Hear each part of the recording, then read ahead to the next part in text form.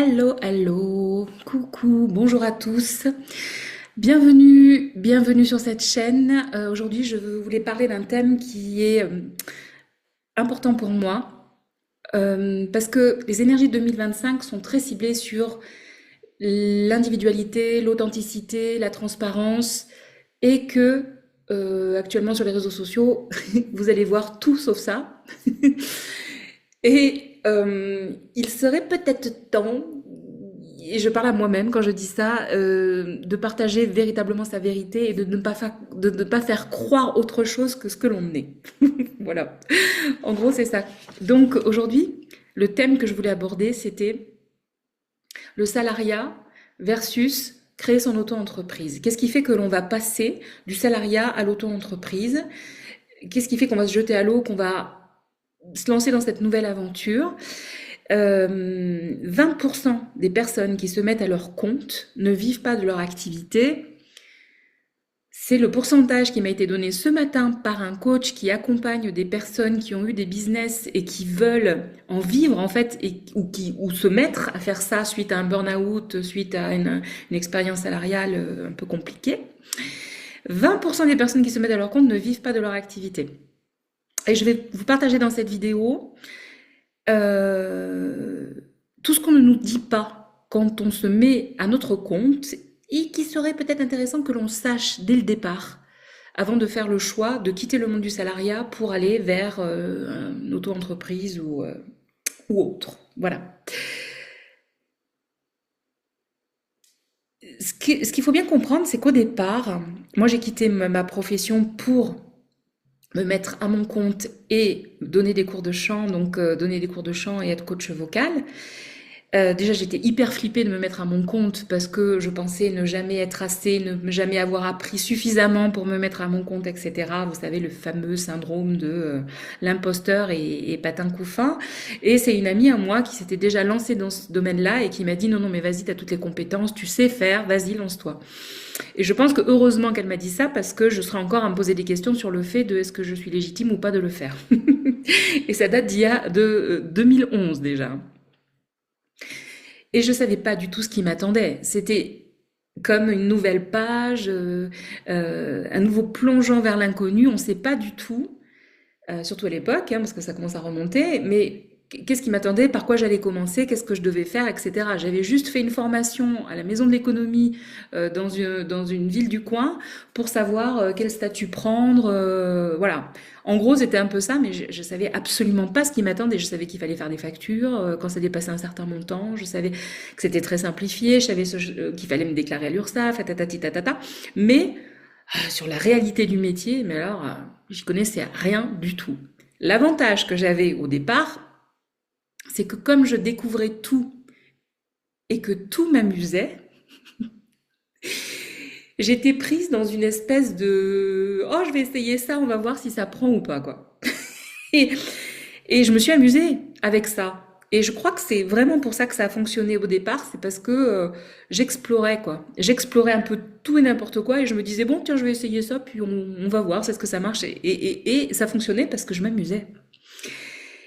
Et puis j'avais pas de comment j'avais pas de retenue, j'avais pas de limite. Je me suis dit tiens j'ai envie de faire ça, j'essaie ça. Tiens j'ai envie de proposer ça, je fais ça. Tiens j'ai envie de et puis comme ça venait nourrir tout mon côté enfin je peux faire ce que je veux et présenter les choses comme je veux et donc c'était tellement nourrissant que j'y allais quoi. En fait ça y était, c'était assez fluide.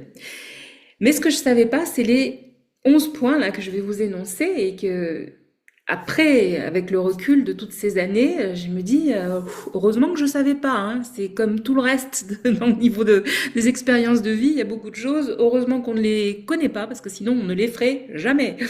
Ou ce serait plus compliqué de se lancer. Voilà. Alors la première chose, mais ça va paraître une évidence. La première chose qu'il faut comprendre, c'est que pour se lancer à son compte, ben, il faut une expertise, il faut un domaine dans lequel vous avez une expérience que d'autres personnes n'ont pas. On vous demande pas d'être le meilleur des meilleurs dans un domaine, on vous demande pas d'avoir fait 15 fois le tour du monde de cette activité, on vous demande simplement d'avoir une connaissance, une expertise, une façon de faire que la plupart des gens n'ont pas parce qu'ils n'ont pas eu dans leur parcours de vie l'occasion d'y consacrer autant de temps que vous. Si je dois résumer, ça va être ça. Donc, une expertise, un savoir-faire. Moi, je me suis orientée sur le chant et l'accompagnement au chant parce que je chante depuis que j'ai 5 ans, je fais la scène depuis que j'ai 9 ans, j'ai fait des stages de chant, des cours de chant, plein de stages même de masterclass, de perfectionnement, etc.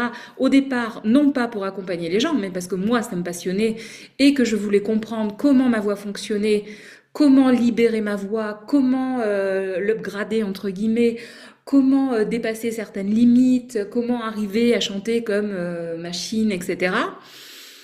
Pourquoi je n'arrivais pas à chanter? Pourquoi? Enfin, si j'ai toujours réussi à chanter, mais autant que je voulais. Qu'est-ce que représentait ma voix? En fait, voilà, j'ai été papillonnée un peu partout dans le secteur de la voix, que ce soit au niveau technicité purement, que ce soit en relation d'aide, que ce soit après au niveau énergétique, que ce soit après au niveau peut-être plutôt d'une approche thérapeutique, soins, guérison. J'ai exploré un peu partout, ce qui fait qu'aujourd'hui, j'ai une grille de lecture par rapport à la voix qui est une expertise, parce que tout le monde n'a pas consacré ce temps-là à aller chercher toutes ces expériences, toute cette connaissance par rapport à ce domaine-là particulier. Donc ça, c'est la première chose. Et une chose aussi importante, c'est de comprendre que on commence avec un bagage et qu'au fur et à mesure, quand la clientèle vient, quand les gens viennent, etc., on adapte et on sait qu'est-ce que j'ai besoin d'aller chercher pour répondre à leurs besoins encore plus profondément, etc. C'est-à-dire qu'il n'y a pas besoin de tout savoir au départ, il y a besoin d'avoir un socle et un bagage qui tiennent la route, et ensuite on va chercher les choses qui nous manquent. Mais c'est en faisant, en fait. C'est en faisant qu'on va avoir la curiosité, qu'on va savoir où développer. Moi, passé un moment, j'avais tellement de connaissances au niveau technicité technique que ce qui m'intéressait, c'était de voir quelle était l'approche plutôt énergétique par rapport à la voix. Qu'est-ce que ça voulait dire une voix? De quoi on parle quand on parle de voix? Vous voyez, ce genre de choses. Donc j'ai été creusée par rapport à mes centres d'intérêt et puis aussi par rapport à ce que l'interaction avec les clients éveillés comme curiosité chez moi. Tout ça, ça s'est mélangé, ça s'est confondu et ça m'a permis de cheminer dans ce domaine d'activité. La deuxième chose, c'est de gérer sa comptabilité, de comprendre comment ça fonctionne. Donc, moi, j'avais fait des études de commerce, donc on a un peu de gestion, même si c'était pas mon domaine de prédilection, c'est hyper simplifié, mais il faut quand même le faire, il faut quand même savoir qu'est-ce que c'est un chiffre d'affaires, les recettes, les dépenses, comment on gère ça, comprendre que quand on est à son compte et qu'on n'est pas en entreprise, on n'a rien qui soit déduit, on n'a pas la TVA ni rien, donc en fait tout ce que l'on achète c'est pour notre pomme. Tout ça il faut le comprendre, il faut savoir comment ça fonctionne, il faut pas s'en mêler les pinceaux, il faut savoir que dans ce qui rentre, eh ben il y a plein de choses qui vont ressortir parce que vous allez payer l'URSSAF, etc. Et que il faut le prévoir parce que c'est pas quand vous avez 70 balles qui rentrent, c'est pas 70 balles dans votre poche, loin de là. Donc tout ça, il faut le savoir, il faut le prévoir, il faut que ça devienne un mécanisme de savoir que tiens, j'ai ça, hop, je reverse ça, et puis toutes les choses qu'il y a à payer autour, évidemment. Et c'est important de le comprendre parce que dans le salariat, on vit pas du tout ce genre de choses. On a notre fiche de salaire, c'est quasiment net, et après, voilà, on en dispose comme on veut. Là, c'est pas vraiment le cas. C'est une gymnastique à prendre et qu'il faut comprendre. La troisième chose, le troisième point qu'on nous explique pas énormément, je trouve à mon sens, c'est la nécessité de la communication. Avoir une expertise, c'est bien, mais arriver à pouvoir parler de ce que l'on fait, de son activité, pitcher, là, comme on dit, soit pitcher son activité, ou simplement quand on croise quelqu'un, quand on rencontre quelqu'un et qui demande qu'est-ce que vous faites, de pouvoir lui exprimer simplement, voilà moi ma zone de compétence, voilà qui j'accompagne, pourquoi et comment, quoi. Et ça, c'est pas facile. C'est pas facile de parler de son activité, c'est pas forcément évident de choisir les bons supports de communication, c'est pas forcément évident de choisir sur quel réseau me présenter, démarquer, faire les choses, etc., qui correspondent à moi, à ma personnalité, à la façon dont j'ai envie de partager les choses. c'est pas quelque chose d'inné pour la plupart des gens. Et je ferai un petit aparté là-dessus, c'est que la plupart, c'est pas la plupart, c'est quasiment 100%, des businesswomen qui vous proposent des offres pour devenir comme elles et faire des chiffres à 10K, 100K, etc. La plupart, la grande, immense majorité, sont des personnes qui sont issues du domaine de la communication, du marketing. C'est-à-dire qu'avant d'être thérapeute, accompagnante, coach, tout ce que vous voulez, au départ, elles étaient commerciales, marketeuses, elles connaissent très bien ce domaine, elles savent très bien les biais émotionnels, elles savent très bien comment fonctionnent tous ces processus pour venir catcher des clients, pour venir les intéresser, pour leur vendre des produits, pour pouvoir après les accompagner, etc. Donc, bon, j'y reviendrai dans la deuxième partie. Mais en tout cas, c'est une compétence qu'il est nécessaire de toute façon de développer, surtout quand on est dans un domaine qui est très bouché, comme par exemple le coaching et l'accompagnement, la thérapie, etc., où ce sont des domaines où il y a beaucoup de monde en ce moment, mais vraiment beaucoup de monde. Le quatrième point, pardon, c'est le marketing. Le marketing, c'est quelle est mon offre, à qui je m'adresse, pourquoi je m'adresse. The right place to the right place to the right time. Et ça, c'est super important de le définir aussi parce que toujours pareil, s'il n'y a pas énormément de monde, bah, ça peut passer, mais sur votre secteur d'activité, si vous êtes énormément, eh bien, il va falloir savoir, pas forcément se différencier, mais en tout cas, quelle est votre couleur, quoi, quelle est votre teinte, qu'est-ce que vous proposez, pourquoi vous le proposez, comment vous le proposez. Parce qu'après, évidemment que vous le ferez avec votre énergie, donc il y aura une différence, mais au départ, comment on fait? Comment on fait pour marketer son offre, son business, etc. Mais je vais y revenir parce que je pense qu'on nous raconte beaucoup enfin, on nous raconte beaucoup d'âneries en fait. Je pense aussi sur les réseaux. Mais bon, on va y revenir. Cinquième point, ce sont organiser des événements et quel type d'accompagnement je fais. Organiser des événements, ça veut dire comme par exemple quand j'organisais des stages, quand j'organisais des spectacles, quand j'organisais des ateliers, quand j'ai organisé, enfin voilà. Toutes ces choses-là, c'est comment j'organise, comment je mets en place ça, comment je communique autour de ça, à qui je m'adresse, etc., etc. Et puis comment trouver une salle, et puis comment trouver, voilà. Enfin, il y a tout ça en fait. Le sixième point, c'est les formations nécessaires pour justement gagner en compétences autour de toute cette formation. Il y a le cœur de métier qui est super important, puis après il y a toutes ces qualités, enfin ces compétences plutôt qu'il faut acquérir, celles que je veux développer parce que ça me tient à cœur d'évoluer par rapport à ça, et puis celles que je peux déléguer parce que ça me fait perdre trop de temps et que c'est pas ma zone de génie entre guillemets et qu'il vaut mieux que je confie ça à quelqu'un qui soit beaucoup plus avancé que moi parce la personne mettra beaucoup plus de réactivité et sera beaucoup plus efficace. Le septième point, c'est le temps qu'il faut pour se faire une clientèle, une patientèle et faire vivre son relationnel et son réseau. Au départ, j'ai fonctionné quasiment qu'avec du bouche à oreille, des flyers, des cartes de visite, etc. Ça a très bien fonctionné à partir du moment où le bouche à oreille a commencé à démarrer. Et ce qui était extraordinaire avec le bouche à oreille, c'est que comme c'était des personnes qui étaient toujours recommandées par rapport à ce qu'ils avaient vécu, en général, j'avais vraiment les clients qui me correspondaient et qui faisaient que ça matchait avec moi. Et ça, c'est super parce que c'est presque comme si c'était des clients qualifiés, en fait. Ils viennent, ils ont l'offre, ça matche avec mon énergie et hop, je peux leur proposer tous mes accompagnements, mes offres à l'époque. Parce que moi, je suis quand même passée du cours de chant à la numérologie, après aux soins de guérison avec la voix chantée, après les spectacles, les enregistrements.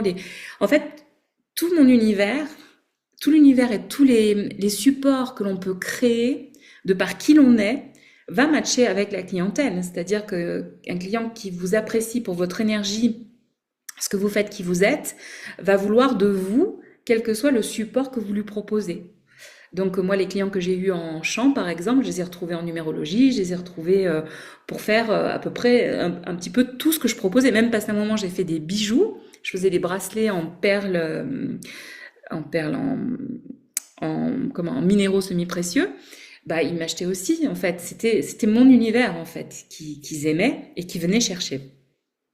Mais voilà, ça demande d'installer un relationnel, ça demande de fidéliser ses clients, ça demande d'être là, d'être réactif, proactif aussi, de leur proposer les nouveautés et de faire jouer son réseau aussi, parce que c'est important de toujours signifier, coucou, je suis là, je fais toujours quelque chose qui est dans le même domaine d'activité, vous pouvez me retrouver, je suis fiable parce que même s'il y a plusieurs activités au sein de mon activité, tout se regroupe en fait quelque part parce qu'à la base, c'est moi, c'est mon identité. Neuvième point, c'est diversifier ses interactions, surtout quand on est à son compte. On va pas faire qu'une seule chose. Pour le rendre vivant, on va essayer dans des associations, on va essayer dans des entreprises, on va essayer à son compte chez soi, on va essayer peut-être dans une école à côté, peut-être. Enfin, voilà, on va diversifier ses interventions parce que si on fait qu'une chose, le problème c'est que on se retrouve un peu comme si on était comme quand on était salarié, c'est-à-dire qu'on va s'ennuyer, ça va être lourd, ça va être pénible, ça va être redondant. Et honnêtement, au bout d'un moment, c'est hyper. Enfin, en tout cas, si vous avez un tempérament à aimer que ça bouge, hyper créatif et à changer sans arrêt, vous allez vous ennuyer profondément, hein.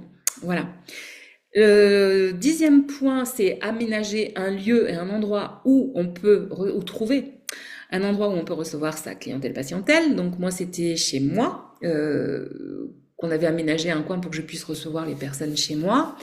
Ça prend du temps, ça prend de l'énergie, ça prend comment je vais agencer, comment je vais aménager, etc. Donc ça c'est pareil, c'est super intéressant, c'est super excitant, on se dit tiens, je vais décorer comme je veux, machin et tout. Mais ça fait partie des choses auxquelles il faut penser et qu'il faut mettre en place. Voilà. Le 11e point auquel on ne s'attend pas, c'est à quel point vous êtes seul dans votre business, vous devez le conduire seul et il faut faire face aux décisions, il faut faire face aux choix en toute autonomie. Quand on est salarié, alors évidemment je donne un gros cliché, hein, je donne vraiment les gros axes, évidemment que pour tout le monde c'est pas forcément comme ça exactement, mais quand on est salarié en général on a un travail à faire, on a une hiérarchie qui va décider, vous avez un cadre et voilà. Quand vous êtes à votre compte, c'est vous qui allez décider avec qui, comment, pourquoi, de quelle façon, etc. Donc vous devez apprendre à faire des choix, vous devez apprendre à prendre des décisions, vous devez apprendre à switcher votre façon de voir les choses, au lieu de vous dire ah ça c'est un problème, c'est tout de suite de trouver une solution aux choses, parce que ça c'est une expertise dont vous allez avoir besoin, il n'y a pas de problème, il n'y a que des solutions, on va toujours trouver une solution et rebondir en permanence, parce que dans l'entrepreneuriat il y a cette espèce de mouvement continu qui fait qu'on ne peut pas s'arrêter et qu'on ne peut pas s'endormir sur ses lauriers en se disant c'est bon, c'est périn. Tu vois, ça peut durer un temps, mais au bout d'un moment, si votre business n'évolue pas en même temps que vous, au bout d'un moment, il y a quelque chose qui va pas tenir en fait. Parce que le mouvement, c'est le mouvement en fait. Pour moi, travailler à son compte, c'est un mouvement, c'est le mouvement perpétuel de la vie. Et cela demande beaucoup de fluidité, beaucoup d'adaptabilité, beaucoup de savoir rebondir, beaucoup de prendre des décisions, beaucoup de se remettre en question, etc. Et ça, on s'en rend pas compte. On s'en rend pas compte que quand on est salarié, parfois on peut se dire bon bah voilà, le week-end, je coupe et là ça me concerne plus, je me déconnecte pendant 2, 3 jours ou pendant les vacances. Quand on est à son compte, en général, et c'est pour ça qu'il y a beaucoup de burn-out, il y a beaucoup de gens qui peuvent pas tenir là-dedans non plus, c'est parce que c'est quasiment impossible de se dissocier de son, alors je vais dire business parce que j'ai pas d'autre mot, mais de son entreprise en fait. C'est compliqué parce que nous sommes le moteur de notre entreprise, nous sommes le créateur de tout ce qu'on a mis en place, nous sommes ce qui le rend complètement vivant et du coup, les idées, la créativité, les choses comme ça peuvent vous venir à n'importe quel moment dans la vie et c'est compliqué de séparer les deux. C'est un peu comme si tout était un peu lié, mélangé et très compliqué de dire ah bah non, c'est bon, là c'est fini, je fais off, je prends des vacances, etc. Bah non, non, non, c'est compliqué parce que vous avez une idée, un projet. Ah bah attends, il faut que je prenne des notes. Ah, il faut que je pense à ça, il faut que je fasse ça, j'ai pas fini ça, etc. Voilà, c'est difficile de savoir faire la part des choses et ça, faut bien en prendre conscience que la liberté que l'on gagne à vouloir se mettre à son compte, on la perd sur d'autres niveaux, hein, clairement. Voilà, j'espère que je pars pas un peu dans tous les sens, mais en même temps, c'est ma façon de fonctionner, c'est comme ça que je suis efficace, parce que sinon, je sais pas être créative, hein. Si je suis trop protocolaire, machin et tout, compliqué. Voilà, donc ça, c'était les choses que il vaut mieux savoir au départ quand on se lance, même si des fois, il vaut mieux ne rien savoir et se lancer carrément, comme ça, on se loupe pas. Et la façon dont vous approchez tout ça. Et encore une fois, moi, si ça fonctionnait tout de suite au départ, c'est parce que il y avait de la joie, il y avait de l'amusement, il y avait du je sais pas quoi m'attendre, mais c'est pas grave, on va y arriver. Il y avait une espèce de allez, on joue. On joue, on voit où ça marche. Il y a un entrepreneur qui a dit une phrase le jour qui m'a vraiment fait rire, c'est Jérémy, je sais plus son nom, mais qui disait quand on est entrepreneur, on balance un plat de spaghettis au mur et on voit où ça colle. Ça m'a fait rire ce truc parce que c'est tellement ça. C'est-à-dire, tu essaies tout et n'importe quoi, tu vois là où tu as des clients, tu vois là où les gens sont intéressés, tu vois là où ça fonctionne, tu essaies de développer ça, ah ça marche plus, bah, tu essaies de passer à autre chose, etc. Tout en restant qui tu es. Et ça, c'est pas évident, hein. Franchement, c'est un exercice de funambule en fait en permanence qui demande encore une fois beaucoup déjà de confiance en soi et de faculté de s'adapter en permanence.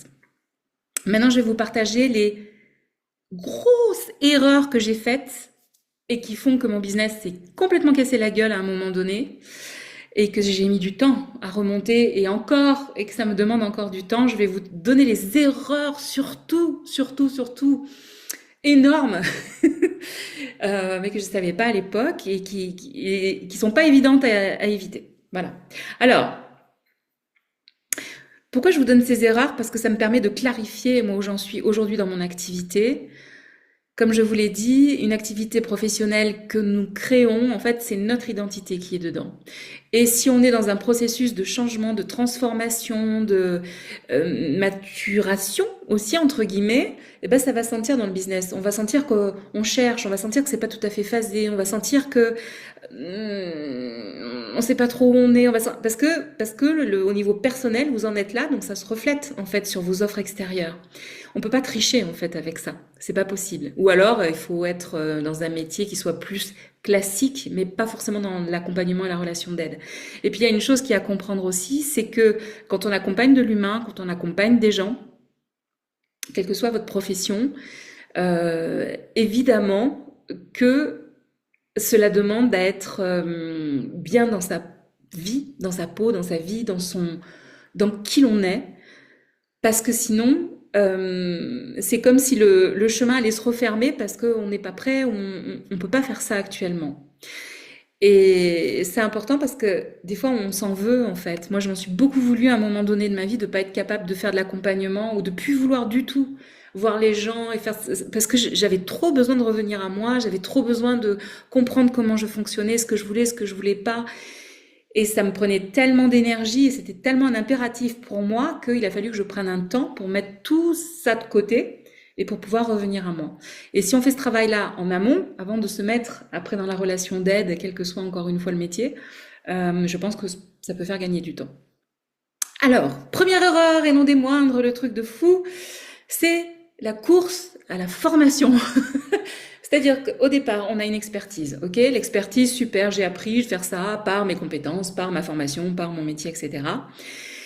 Et je ne suis jamais assez formée. Donc, je vais me former à ça, me former à ci. Il y a une autre truc qui sort. Ah, ça, je vais le faire parce que machine l'a fait, c'est super. Ah, ça, c'est une nouveauté. Mon Dieu, c'est formidable. On va le faire aussi, on va le rajouter. Et on se retrouve avec un panel de formations où tout le monde fait à peu près la même chose. Et en même temps, on va pas creuser dans nous notre terre, c'est-à-dire nous ce que l'on sait faire véritablement à partir de qui l'on est, pas uniquement ce que l'on a appris, mais ce que l'on est au plus profond de soi. Ce qu'on appelle la plupart du temps l'espèce de zone de génie, c'est-à-dire quelque chose qui transpire de nous, que l'on sait faire malgré nous parce que c'est dans notre personnalité de fonctionner comme ça. Je vais vous donner un exemple très concret. Donc moi je me suis formée au coaching vocal, cours de chant, etc., expression vocale, prise de parole et tout le kit. Mais quelle est ma compétence là-dedans que je n'ai pas apprise dans les bouquins ou dans des stages ou etc. Ma vision, ma zone à moi, c'est de voir ce qui est dit derrière ce qui est dit.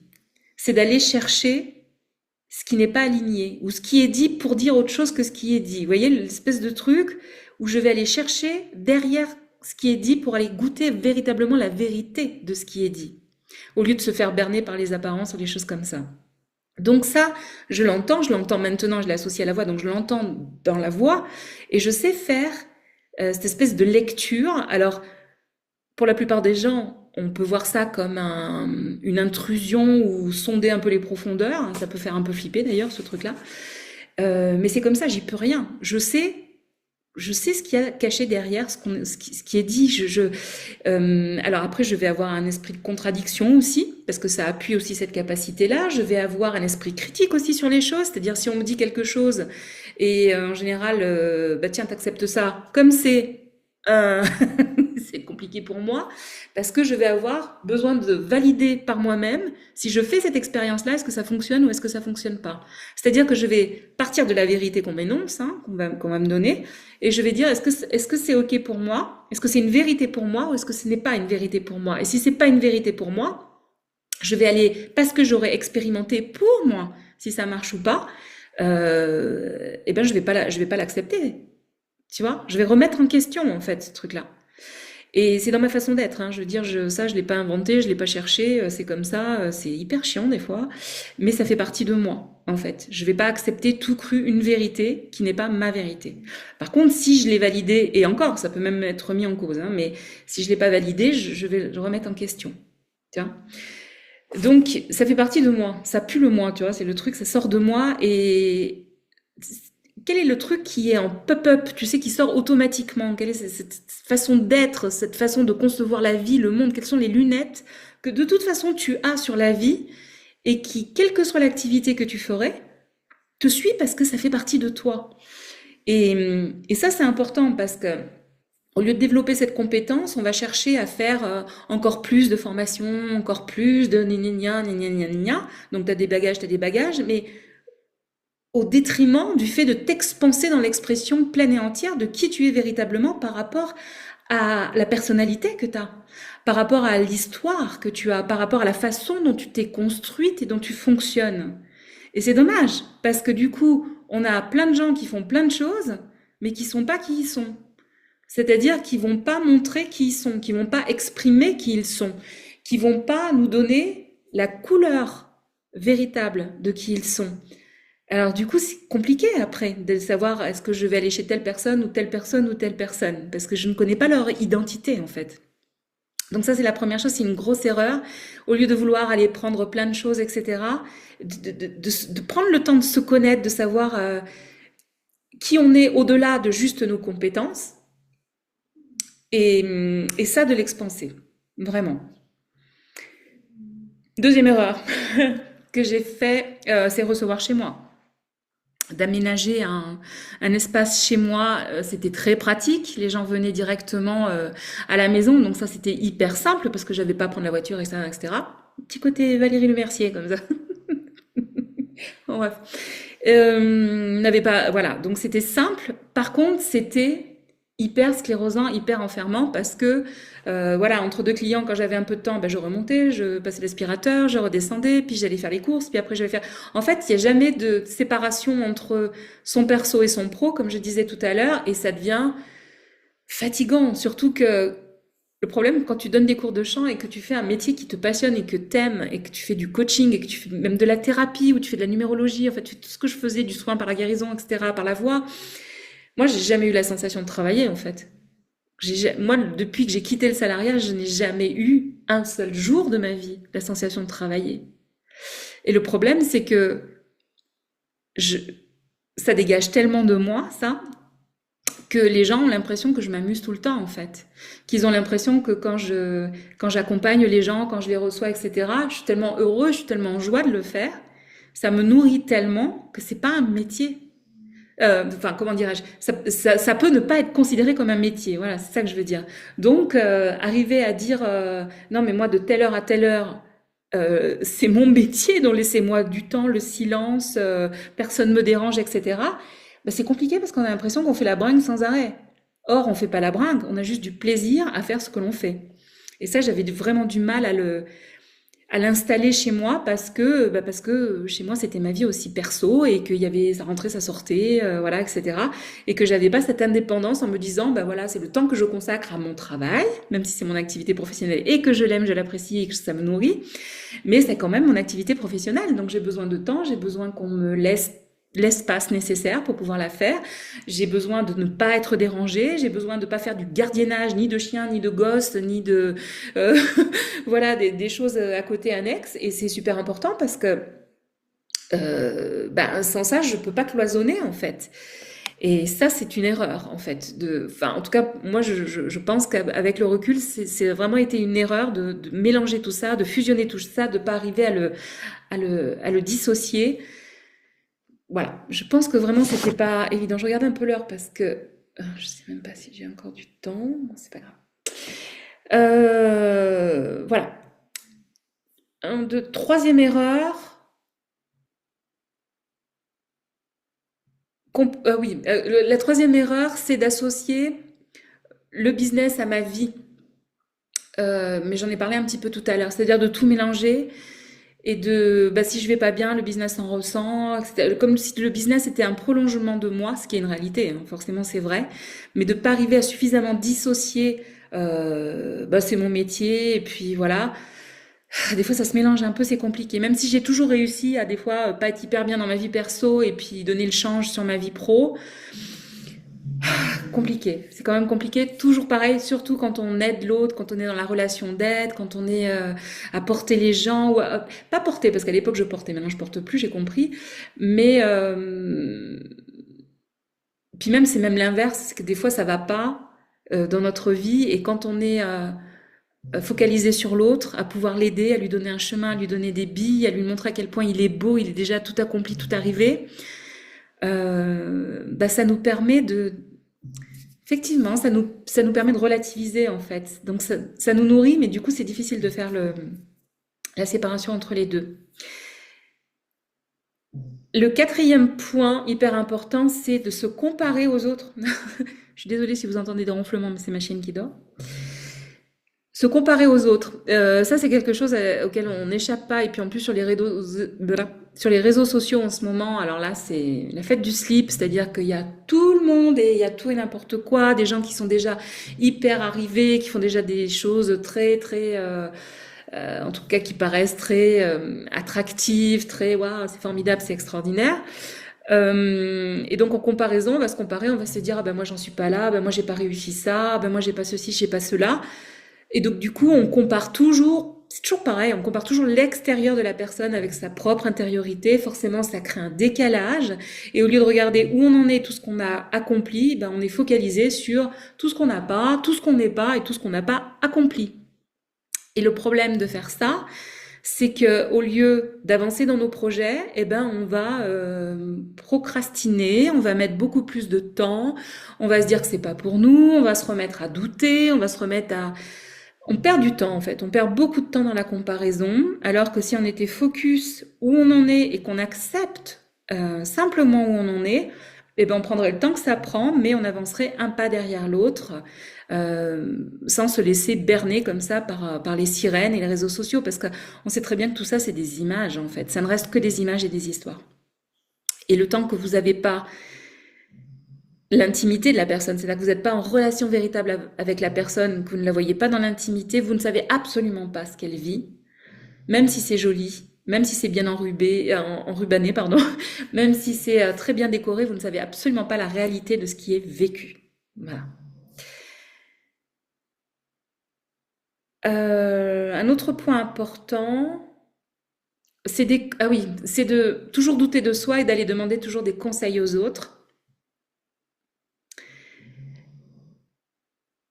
et de faire ce que les autres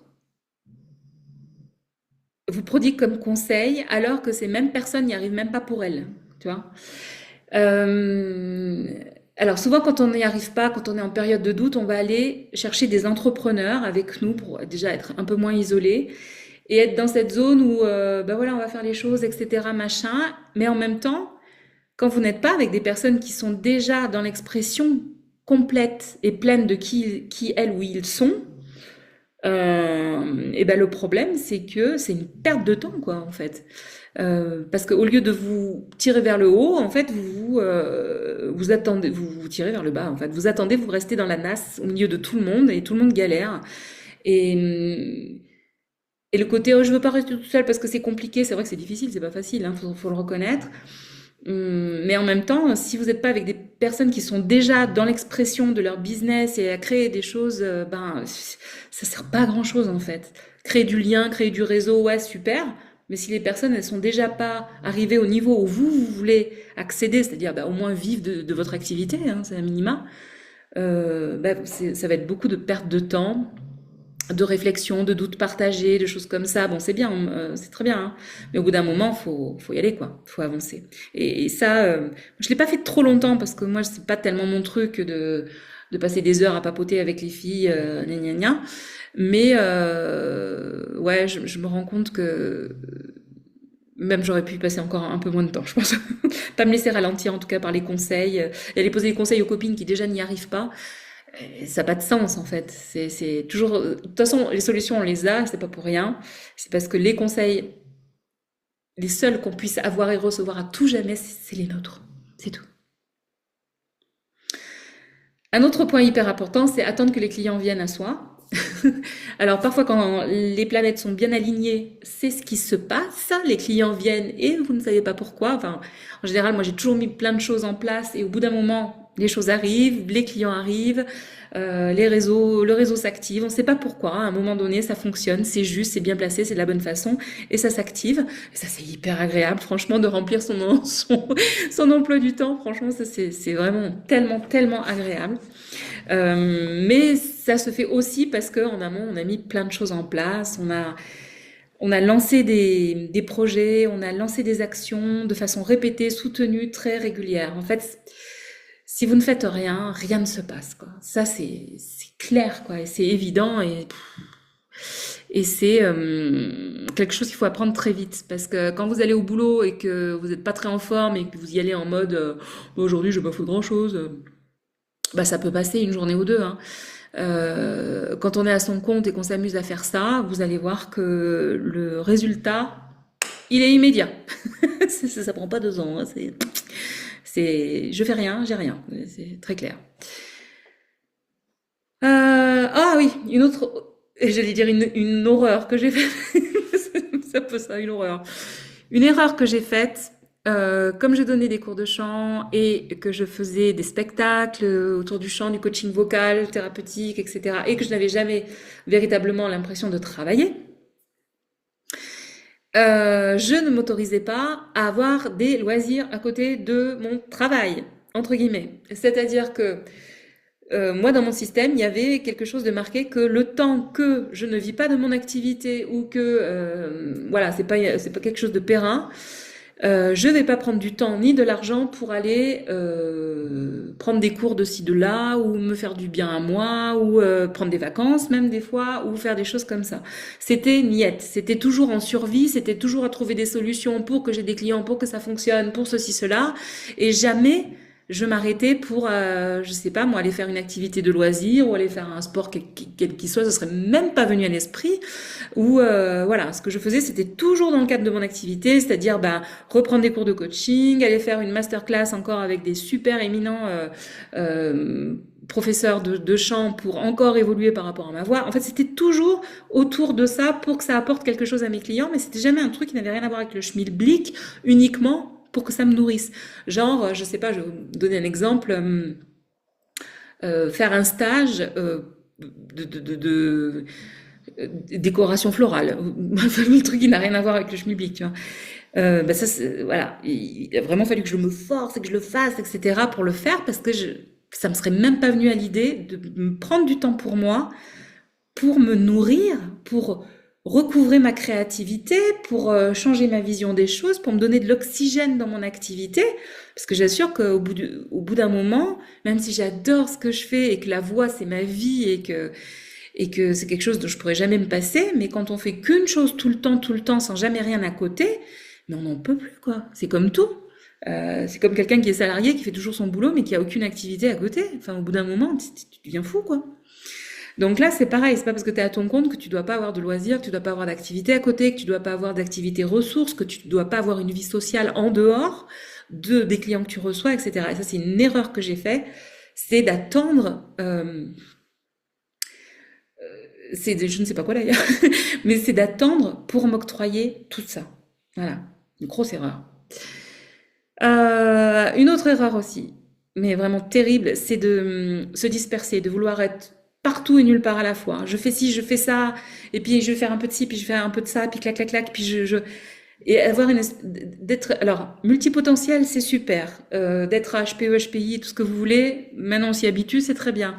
Mais le problème, c'est qu'on n'a pas de l'énergie pour développer toutes les activités. Je suis en train de me dire, j'espère que le micro marche, parce que sinon je blablate depuis 1 heure pour rien. Bref, on verra bien. Et ça, c'est super important. Si on veut faire ci, on veut faire ça, tatati, clac, clac, clac, il faut consacrer de l'énergie pour que ça puisse s'incarner, en fait, dans la matière. Je vais parler un peu perché. Mais on n'a pas suffisamment d'énergie disponible pour tout faire et développer tous les secteurs d'activité. Donc on a forcément un cœur d'activité, on a forcément des activités secondaires et savoir en fonction de notre humeur et de qui on est, qu'est-ce qu'on veut prioriser. Et pareil, de vouloir avancer sur plein de niveaux à la fois en même temps, on perd du temps. On perd du temps, on perd beaucoup d'énergie et comme rien ne fonctionne parce que c'est un petit peu tout, mais c'est jamais une seule chose vraiment mise en place, pas facile. Ah oui, une autre erreur aussi, c'est de croire que se mettre à son compte, c'est forcément parce que j'ai réussi quelque chose et revenir en salariat va être un échec. Moi, je pense pas que se mettre à son compte ou rester salarié soit mieux que l'autre. Ça dépend juste de qui vous êtes, comment vous voyez la vie, quel est votre caractère, qu'est-ce que vous avez besoin d'exprimer, qu'est-ce que vous avez besoin de créer. Il y a des gens qui sont très bien dans le salariat et qui arrivent à mettre beaucoup de créativité dans leur travail et d'être très épanouis dans ce qu'ils font. Il y a des personnes qui vont passer de l'autre côté, et qui vont se mettre à leur compte et qui vont être très mal parce qu'ils vont être en insécurité permanente. Et donc, quand tu es en insécurité, tu peux pas développer ta créativité, c'est impossible. Donc, ils vont pas pouvoir complètement exprimer qui ils sont. Parce que le cadre ne leur convient pas, tout simplement. Donc on a l'impression que c'est super, c'est forcément le Graal et tout ça, le Saint Graal, là, de se mettre à son compte. Pas du tout, hein. Ça dépend de votre caractère, ça dépend de votre situation personnelle, familiale, financière. Ça dépend de plein de choses et c'est pas fait pour tout le monde. Et heureusement. Heureusement parce qu'on est tous très différents et on ne peut pas vendre ce concept de liberté financière à tout le monde. C'est un miroir aux alouettes, en fait, véritablement. Et ça commence par la connaissance de soi. Un autre point aussi, c'est que à force d'être dans son coin, on peut être complètement déconnecté de la réalité de ce qui se passe justement sur le terrain, dans le salariat, dans la vraie vie, avec des vrais gens qui se lèvent pour bosser tous les jours, qui ont leur X semaines de congé par mois, parce que on a quand même beaucoup plus de flexibilité que ça dans le salariat, dans l'entrepreneuriat. Mais en même temps, faut pas oublier que on est une minorité et que toutes ces personnes-là existent et que si on s'est mis à notre compte aussi, enfin, tout comme moi, c'est comme ça que je vois les choses, c'est aussi pour les soutenir, ces gens-là. C'est aussi pour pouvoir les aider, c'est aussi pour leur offrir une parenthèse de respiration dans laquelle ils peuvent se sentir pleinement eux-mêmes, dans laquelle ils peuvent se ressourcer, dans laquelle ils peuvent avoir du soutien, parce que ce qu'ils font, moi, je n'en serais pas capable. Et d'avoir cette humilité de dire, c'est pas parce que je suis plus éveillée, plus consciente, machin et tout ça, que moi je suis à mon compte et que les autres ils vont marner comme des cons. Pas du tout. C'est simplement prendre conscience que on est différent, que moi je trouve l'axe qui me correspond, mais pouvoir rendre service aussi à ma façon, à travers qui je suis et à travers l'énergie que je porte. Et parce que ça, il y a un côté, et puis moi je l'ai vu chez beaucoup de gens, et moi-même, hein, je me le suis dit que moi j'étais arrivée parce que j'avais plus de conscience, je voyais les choses d'une façon différente. Alors peut-être que j'ai une vision particulière des choses, de la réalité, et en même temps, si j'avais été capable d'avoir un boulot dans lequel je m'éclate, je m'épanouis, moi j'aurais rêvé hein, de ça hein, depuis le départ. Mais c'est pas ce qui a été mis sur ma route, c'est pas visiblement ce que la vie veut pour moi. Pour l'instant, peut-être que ça changera, mais c'est pas vous voyez, c'est pas un jugement de valeur en fait. Au contraire, je trouve les gens extrêmement courageux d'accepter leur vie et de la vivre de cette façon. Et moi, quand j'ai accompagné beaucoup de gens salariés, surtout même des infirmières ou des gens qui étaient dans le soin et qui venaient s'offrir cette parenthèse d'énergie d'ailleurs, en fait, où je leur permettais d'être dans leur vibration, d'être dans leur essence, d'être dans l'entièreté de qui ils sont, de les accepter comme ils sont, là où ils en sont. Et dans la vraie vie, c'est tellement rare, parce qu'au boulot, on n'a pas le temps, hein, c'est pas trop ce qu'on accepte de vous. Et d'avoir cette parenthèse où vous avez cette capacité-là, ça leur faisait du bien. Et moi, je me sentais à ma place, en fait, simplement parce que je leur apportais cette fréquence-là. Donc, il n'y a pas d'échec, de réussite, de machin, de trucs. C'est pas vrai, ça veut rien dire. Et c'est vraiment dépendamment de qui on est, de comment on vit, comment on se perçoit et de notre caractère.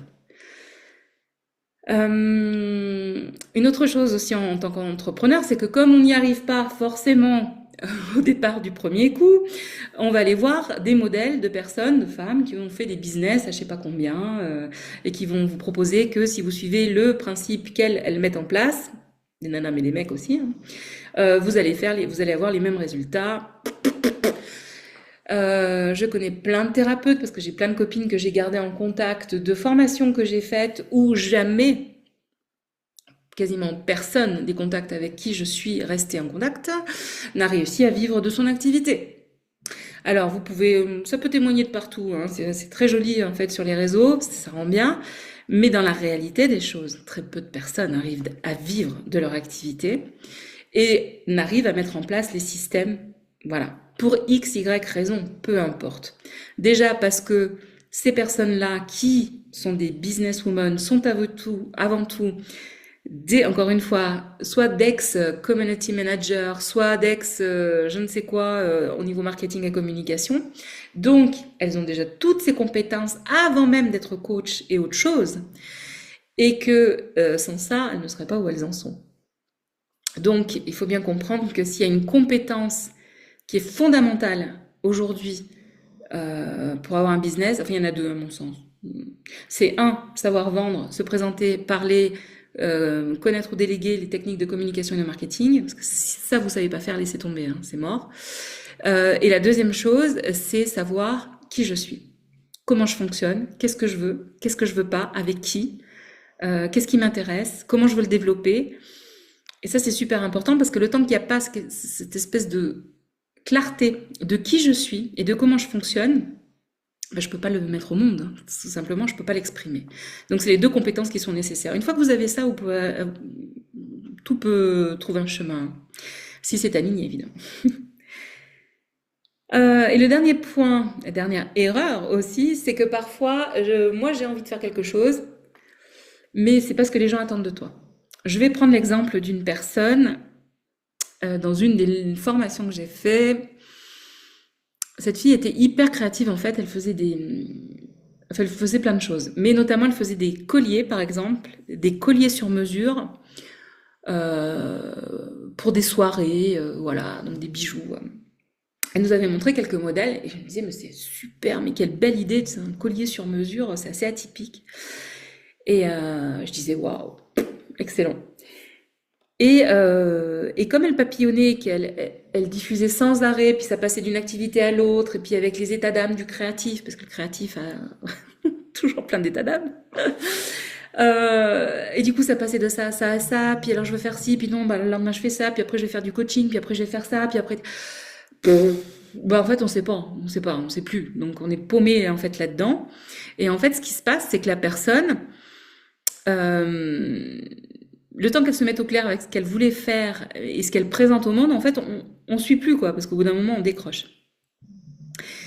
Et par contre, ce qu'elle savait très bien faire, c'est faire des jolies pages de présentation, elle savait faire vraiment des belles pages de vente, elle savait faire enfin, des choses comme ça. Et un jour, j'étais en communication avec elle et je lui disais, mais tu sais qu'il y a beaucoup de gens qui aimeraient savoir faire ça, et que si toi tu as pas consacré du temps, bah tu sais pas forcément faire. Hein, c'est pas donné à tout le monde de savoir gérer Canva, Podia, des pages de vente, des choses comme ça. Et je lui dis pourquoi tu développes pas un pan de ton activité comme ça, puis à côté tu continues à faire de la création. Comme ça, tu as vraiment une réponse au marché actuel qui demande, parce que les gens sont en demande d'avoir ces compétences-là, et toi tu les as. Et à côté de pouvoir effectivement donner libre cours à ta créativité en faisant des offres sur mesure, etc. Et en fait, elle voulait pas de ça. Parce que ce qu'elle voulait, c'était vivre de l'accompagnement créatif, un espèce de truc, on savait pas trop à quoi ça ressemblait. Et du coup, c'était diffus, c'était complexe, on comprenait pas en fait. Et au lieu de pas répondre où les spaghettis collent, c'est-à-dire où est-ce qu'il y a une véritable demande, on va faire des choses parce qu'on va essayer, parce que nous, on a le désir de faire ci, faire ça, mais c'est pas ça qui fonctionne, c'est pas ça que les gens attendent. Le marché, il est peut-être pas prêt pour ça. Alors, il y a soit tu as une forte personnalité, tu l'instaures et jusqu'à ce que ça marche, mais à ce moment-là, il faut être droit dans ses bottes et savoir exactement où tu vas et ce que tu veux faire. Ou alors, c'est réponds au marché, quoi. Réponds au marché et comme ça, tu vas avoir ta clientèle et tu vas pouvoir fonctionner avec ça et à côté, faire ce que tu veux. Ça revient un petit peu à prendre un job alimentaire, sauf que là, tu es à ton compte, tu réponds à la demande du marché et puis à côté de ça, tu t'éclates en fait. Hein. Voilà. Donc ça, c'est toutes les erreurs à éviter. Alors c'est vrai que je me rends compte qu'en fait, en disant ça, ça en fait beaucoup, hein. Mais c'est comme ça et il doit y en avoir bien encore plus, mais c'est comme ça qu'on avance, qu'on apprend, qu'on réajuste. Alors moi, je vais pas te faire croire qu'aujourd'hui, c'est hyper facile pour moi, que ça y est, je fais 10 cas par mois, parce que c'est loin d'être le cas. C'est loin d'être le cas. Mais je voulais partager ça parce que j'en ai marre qu'on nous vende que se mettre à son compte, ce soit la panacée, que ce soit le seul vecteur de liberté dans ce monde. Pas du tout. Pas du tout, parce qu'on est confronté à soi, on est confronté à la réalité du marché, on est confronté aux statistiques, on est confronté aussi au fait que il y a une raison pour laquelle ça fonctionne pour toi et que ça ne fonctionne pas pour toi. Il y a aussi une raison subtile, je vais dire, pas sur le plan de réalité, le premier là, mais sur des plans plus hauts, de comprendre pourquoi. Parce que en fonction de l'intention que tu mets dans ton business, l'univers en quelque sorte ne va pas répondre forcément de la façon dont tu l'attends, ou va te mettre un défi supplémentaire sur ta route et c'est pas pour rien. Donc il y a des choses, même si tu fais tout bien dans les lignes, qui peuvent ne pas se faire pour une bonne raison et que tu peux pas forcément goûter, percevoir. Et les gens qui te disent ou qui te vendent que si tu fais tout bien comme a fait la personne, ça va fonctionner pour toi, c'est impossible de le savoir à l'avance parce que tu n'es pas la personne, tu n'as pas le même chemin de vie, tu n'as pas le même caractère, évidemment tu vas te projeter parce qu'il y a des choses qui te parlent chez la personne, mais ce n'est pas ton histoire. Moi, quand une personne qui me vend du rêve, entre guillemets, auquel j'ai cru évidemment, hein, mais qui va me dire si tu fais ça, ça va marcher, en me disant que elle est comme tout le monde.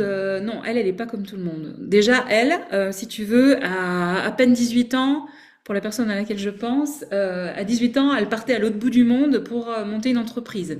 Elle était déjà bilingue. Elle voyageait internationalement comme moi, je prends ma voiture, tu vois. Elle avait déjà des capacités, des qualités à un âge où moi, mais j'avais même pas commencé à faire certaines choses. Donc, on ne peut pas comparer. Comparons ce qui est comparable, c'est-à-dire qu'elle, dans son processus d'évolution par rapport à qui elle est, on lui a permis d'ouvrir des portes beaucoup plus vite, beaucoup plus grandes par rapport à moi, mon chemin d'incarnation, par rapport au même projet, aux mêmes facultés. Je sais pas si tu vois le truc. On n'est pas tous au même endroit, on n'est pas tous au même point, et quand on nous fait croire que tout le monde peut tout faire, c'est pas vrai, en fait. C'est pas vrai parce que t'as une histoire. Je rigolais avec ma sœur là-dessus parce que je lui disais, tu veux faire un bilan de compétences? Si jamais on t'apprend que tu es faite pour être docker au Havre, appelle-moi, hein. On va jamais t'apprendre quelque chose qui soit très éloigné de qui tu es parce que ton histoire fait partie de ton histoire. Donc on va toujours te ramener le nez dans ta, je vais pas dire, on va toujours te ramener le nez dans ta terre, pour être poli. Pour te dire, mais tu vois pas que toi t'es ça en fait, tu vois pas que toi tes qualités c'est ça, tu vois pas que de toute façon, ce qu'on t'a donné comme bille, comme carte à jouer dans les mains dès le départ, c'est ça, et que le temps que tu veux autre chose que ce que tu as là, tu ne trouveras pas, parce qu'il n'y a rien d'autre. Moi, je me suis dit un jour, c'est parce que je suis pas des fois dans la bonne voie, ou c'est parce que je pose pas les choses de la bonne façon, que j'y arrive pas, etc. Et je me suis dit, un jour, je vais avoir une voie qui va s'ouvrir devant moi, pour laquelle je vais me réaliser, je vais pleinement être moi, gna gna gna gna gna. Donc, je cherchais toujours un autre métier, une autre façon d'accompagner les gens, une autre façon de, etc. Et en fait, ce que je sais maintenant aujourd'hui, c'est que il n'y a pas une voie comme ça particulière, formidable, extraordinaire, qui fait que tout va se réaliser et que tu vas être la meilleure version de toi et pas d'un coup fin. Non, le processus, il est inversé. C'est-à-dire, plus tu es toi, plus tu sais qui tu es, comment tu fonctionnes, ce que tu veux, quelles sont tes qualités, tes compétences, la façon dont tu prends du plaisir dans la vie, la façon dont tu reviens dans ta joie, la façon dont tu es le plus connecté à ta créativité, enfin, la façon dont tu pues le toi, tu es le plus le toi, tu vois, tu es vraiment toi. Ben, cette façon-là te permet de te réaliser quelle que soit la voie que tu vas prendre. À partir de toi, toutes les voies mènent à Rome, en fait. Tu pourrais être, je sais pas, coiffeuse, coach, vendeuse de petits pains, quelle que soit la voie que tu prendrais, tu pourrais te réaliser parce que tu es toi et que tu y mets de toi. En fait, on inverse complètement le processus. On a l'impression que c'est parce qu'on va arriver à ça qu'on va être soi, alors que c'est l'inverse. C'est parce que je suis moi que n'importe quelle des voies que j'ai choisi de faire va s'ouvrir devant moi. Et là où on te demande d'aller, c'est de choisir la voie pour laquelle tu te sens aspiré, pour laquelle tu te sens euh,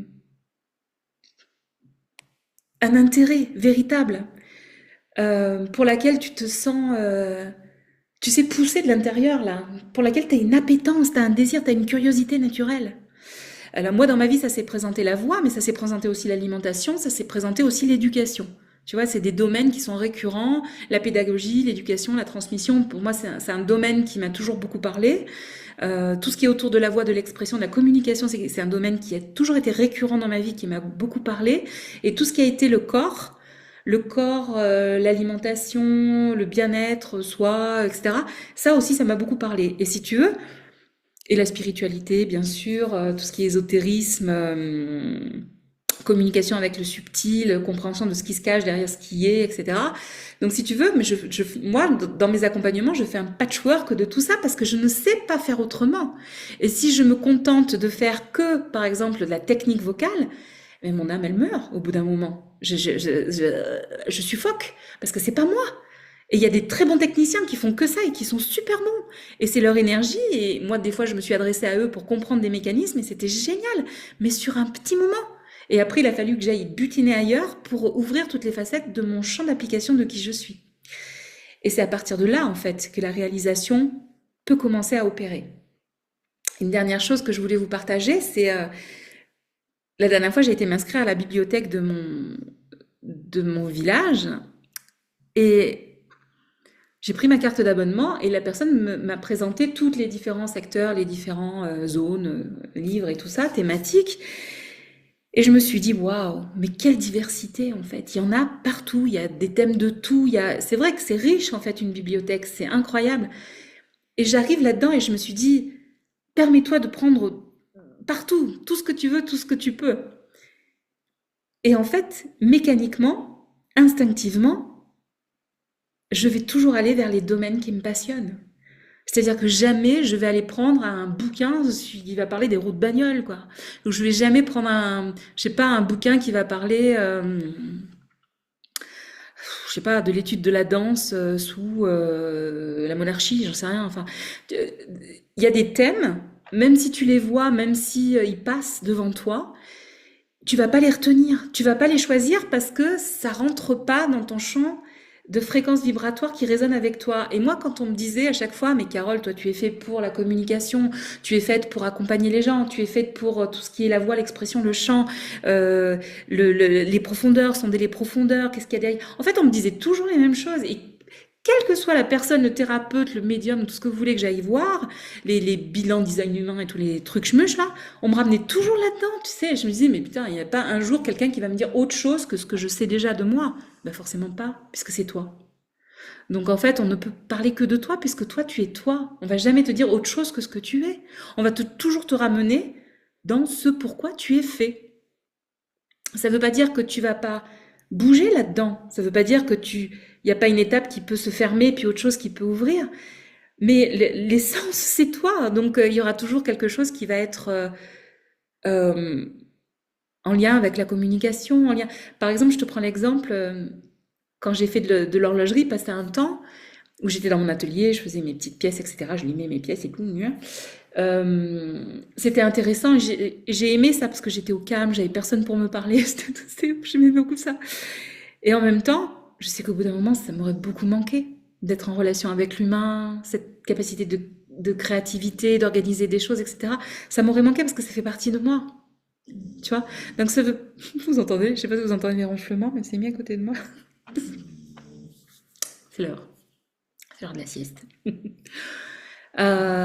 Et donc dans cette bibliothèque, je reviens toujours vers les rayons qui m'intéressent parce que c'est ceux qui suscitent mon intérêt, ma curiosité. Et il n'y a pas tortillé, il y a vraiment des rayons qui vont prendre la poussière parce que ça m'intéresse pas. Je peux passer devant, je peux regarder vite fait le thème, mais ça me botte pas, quoi. C'est pas fait pour moi. Voilà.